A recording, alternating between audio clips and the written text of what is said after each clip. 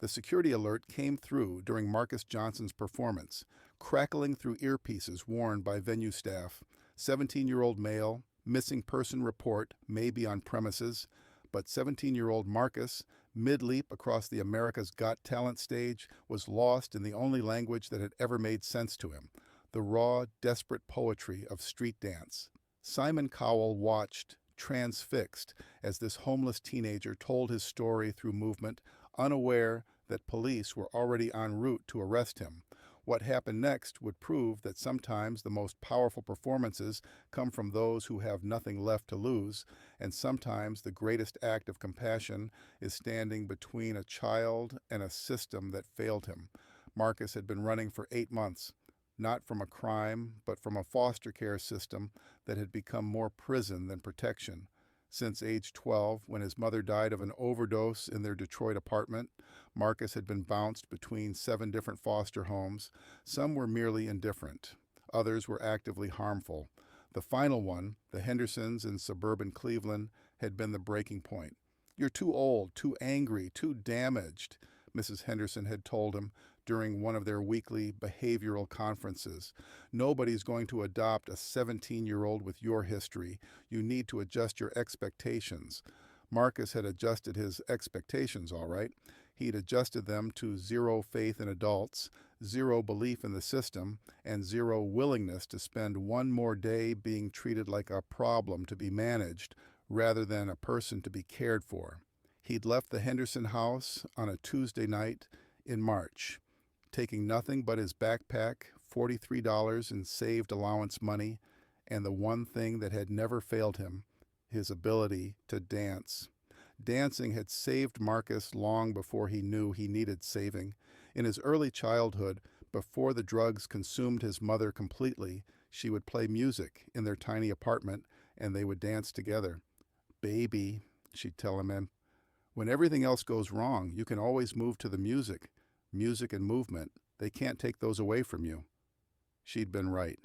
Through every foster placement, every disappointment, every night when he felt completely alone in the world, Marcus could find a corner, put in his earbuds, and let his body speak the emotions he couldn't voice. Hip-hop, contemporary, breakdancing, freestyle. He absorbed styles like a sponge, creating his own hybrid language of survival. When he hit the streets, dancing became his lifeline in the most literal sense. Subway stations in downtown Cleveland became his stages. Tourists and commuters became his audience. The dollar bills and occasional 5 dropped into his makeshift hat became his grocery money. Marcus wasn't just good at street performance, he was extraordinary. His moves combined technical skill, learned from YouTube videos, with raw emotion that could only come from genuine desperation. People stopped not just because of his athleticism, but because watching him dance felt like witnessing someone fighting for their life through movement. "That kid's not just dancing," a regular commuter had told his friend after watching Marcus perform near the Terminal Tower. "That kid's trying to dance his way out of hell." Over the months, Marcus developed a following. Business people who timed their commutes to catch his morning sets, college students who brought friends to see the kid who dances like he's possessed. Even other street performers, a notoriously territorial group, respected his corner and his craft. It was Maya, a street musician in her 20s, who played violin for tips, who first suggested AGT. "Marcus, you're better than half the dancers I've seen on TV," she told him one evening as they split a pizza bought with their combined earnings. "You should audition for one of those talent shows." Marcus had laughed bitterly. "Right, because they want a homeless foster kid with no address and no guardian. They want talent," Maya had insisted, "and talent is the one thing you've got in abundance." The audition process had required creativity and minor deception. Marcus used Maya's address on his application. He listed his emergency contact as James Rivera, the name of a sympathetic security guard at the subway station who had often looked the other way during Marcus's performances and sometimes shared his lunch. When the call came that he'd been selected for live auditions in Los Angeles, Marcus felt terror and hope in equal measure. This was his shot, maybe his only shot, at a life that didn't involve sleeping in doorways and wondering where his next meal would come from. The trip to LA had drained his savings and required hitchhiking for the final stretch, but Marcus made it to the Dolby Theater carrying everything he owned in his worn backpack and wearing the cleanest clothes he possessed. Now, standing under the blazing lights of the AGT stage, Marcus felt the familiar pre-performance mix of fear and anticipation. But this was different from busking in subway stations. This was his chance to prove that being homeless didn't mean being hopeless. "Hello," Terry Crews announced with his characteristic energy. "Please welcome Marcus Johnson from Cleveland, Ohio." The audience applauded politely as Marcus walked to center stage. He could feel their eyes assessing him, the too-thin frame from irregular meals, the clothes that had seen better days, the wary expression of someone who had learned not to trust easily. "Hi, Marcus," Sophia said warmly. "Tell us about yourself." Marcus stepped to the microphone, acutely aware that this might be the most important conversation of his life. "I'm Marcus Johnson. I'm 17, and I'm a dancer." "And where did you learn to dance?" Simon asked, already intrigued by something in Marcus's demeanor, a combination of confidence and vulnerability that suggested depth beyond his years. Marcus hesitated. The truth was complicated, potentially problematic. "I'm mostly self-taught. I've been dancing in various venues around Cleveland." "What kind of venues?" Howie pressed with genuine curiosity. Another pause. Marcus made a decision to inch toward honesty. "Subway stations mostly, street corners, anywhere people will stop and watch." The judges exchanged glances. Street performers weren't uncommon on AGT, but there was something different about Marcus's presentation, a hint that his circumstances were more complex than typical busker stories. "That sounds like you've been working hard to share your talent," Heidi said encouragingly. "What brings you to AGT?" Marcus looked directly at the camera, thinking about Maya and James and all the commuters who had stopped to watch him dance when they could have just kept walking. "I want to prove something," he said, his voice growing stronger. "I want to prove that where you come from doesn't determine where you're going. That talent doesn't require an address or a perfect background. That sometimes the best art comes from people who are fighting for their lives." Something in his phrasing, "fighting for their lives," caught Simon's attention. This felt like more than typical performer motivation. "What song will you be dancing to?" Sophia asked. "Homeless" by ex-ambassadors, Marcus replied. It's my story." The irony of the song choice wasn't lost on anyone, but Marcus had chosen it deliberately. He was tired of hiding, tired of pretending his circumstances were different than they were. If he was going to succeed or fail, it would be as himself, authentically, completely.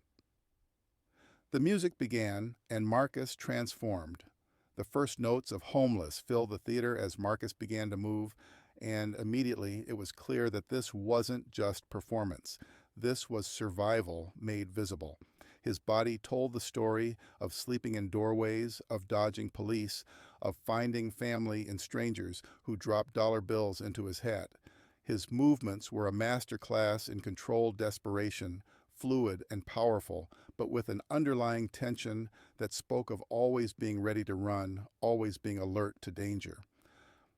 When he leaped, it wasn't just athletic prowess. It was the leap of someone trying to escape gravity, trying to dance his way out of circumstances that felt inescapable. The judges were mesmerized. This wasn't choreographed routine. This was raw autobiography expressed through movement. "Take me home, home where I belong." The lyrics echoed as Marcus executed a series of moves that seemed to defy physics, his body becoming a visual representation of yearning, of searching, of refusing to give up despite impossible odds. But halfway through his performance, Marcus noticed activity at the edge of the stage. Security personnel were gathering, speaking urgently into radios. Something was happening. For a split second, panic flickered across Marcus's face. He'd lived on the streets long enough to recognize when authority figures were mobilizing. But he was so close to finishing his story, so close to proving that he belonged somewhere. Marcus made a choice to keep dancing, to push through whatever was coming, to finish what he'd started. As the song reached its climax, Marcus's movements became increasingly desperate and beautiful. This wasn't just a boy dancing, this was a young man pouring everything he had into what might be his last chance to be seen, really seen, by the world. I can't find my way home, but it's through you, and I know what I'd do just to get back in your arms, he mouthed along with the lyrics, his body creating shapes that somehow made visible the ache of not belonging anywhere. As the final notes played, Marcus ended in a pose that captured everything about his journey.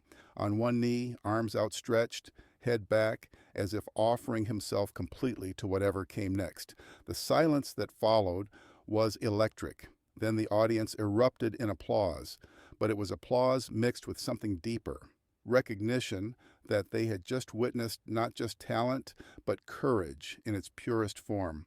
Simon stood up, visibly moved.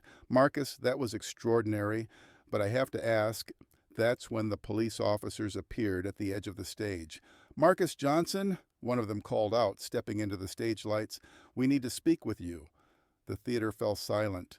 Marcus's face went pale as he recognized the moment he'd been dreading for 8 months. They'd found him. Simon looked from Marcus to the officers, quickly understanding the situation.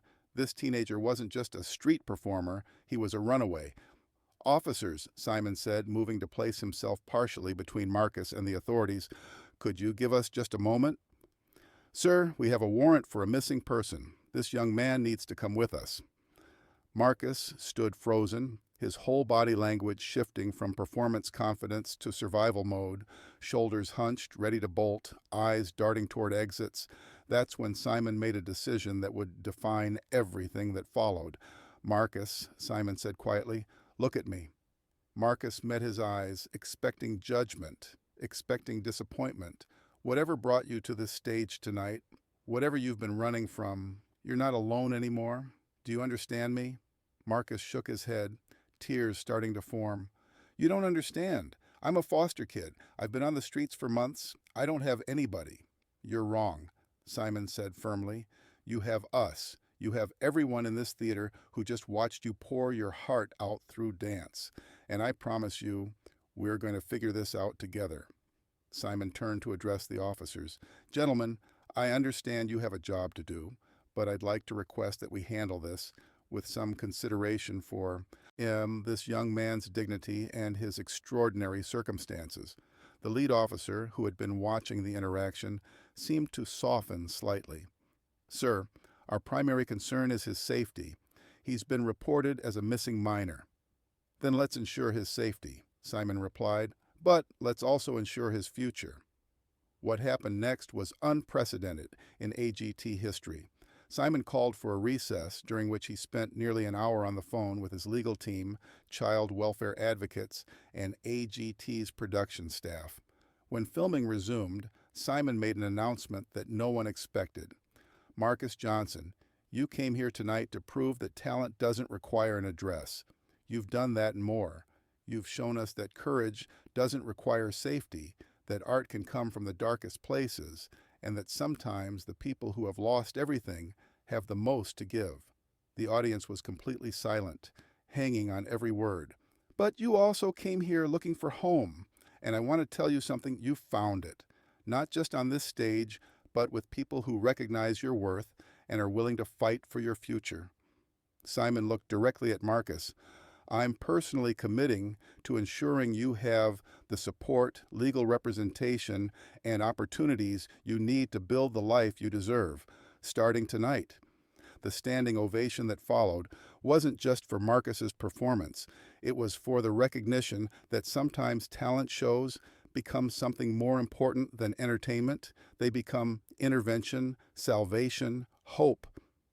Marcus didn't win AGT that season, but he won something more valuable, a chance at a future. Simon's intervention led to legal emancipation, scholarship opportunities, and ultimately a career in dance that allowed Marcus to give back to other kids aging out of foster care. Years later, Marcus would establish a dance program for homeless youth, teaching them what Maya had taught him. That movement can be survival. Expression can be resistance. And sometimes the most powerful performance is simply refusing to give up. share this story, because the world needs more people willing to see talent in unexpected places and more people willing to stand between children and systems that fail them. Sometimes the greatest performance isn't what happens on stage. It's what happens when someone chooses compassion over protocol,